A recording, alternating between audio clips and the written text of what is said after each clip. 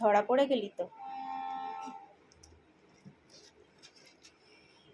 আমার ফোনে তুই আমাদের জন্যই যদি সারপ্রাইজ প্ল্যান করিস তো ধরা তো পড়বি। কেকটা হেবি সুন্দর হয়েছে। কি করবো, নাম্বার ছিল না আমার কাছে।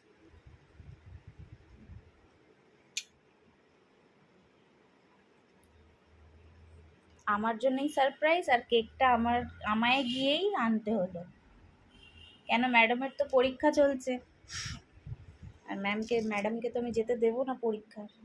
হঠাৎ করে দেখি জামা কাপড় চেঞ্জ করছে আর বেরোচ্ছে।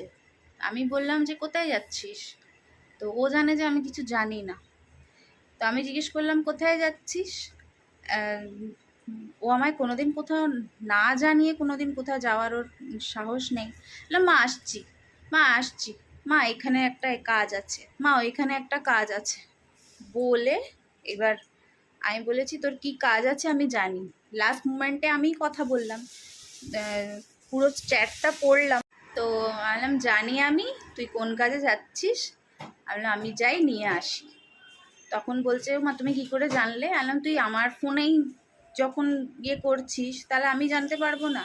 ও এতদিন কি কথা বলেছে না বলেছে আমি সব জানি, আমি চুপচাপই ছিলাম, দেখি কি করে। তারপরে দেখি যে এরকম বেরোচ্ছে, আর ওর তো এখন পরীক্ষা চলছে, তাই আমাদের কোনোবারই বিবাহবার্ষিকীটা খুব ভালোভাবে পালন আমরা করতে পারি না, কারণ ওর এই টাইমে পরীক্ষা চলে।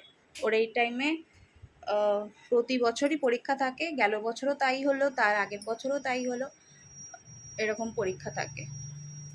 তো আমি আবার গিয়ে কেকটা নিয়ে এলাম। তারপরে রাখি আন্টির সাথে ও সব কথাবার্তা করে আমি গেলাম আবার রাস্তার থেকে। উনি এলেন, উনি এসে আবার কেকটা দিয়ে গেলেন। তাই এলাম ধরা পড়ে গেলি। আমি রাস্তায় যেতে যেতে ভাবছি আর হাসছি, আর সেই ঘুরতে ফুরতে গেলাম। কেকটা কালকে কাটবো, কালকের ভিডিওটাও আপলোড এর সাথেই করে দেবো। ঠিক আছে, তাহলে বাই।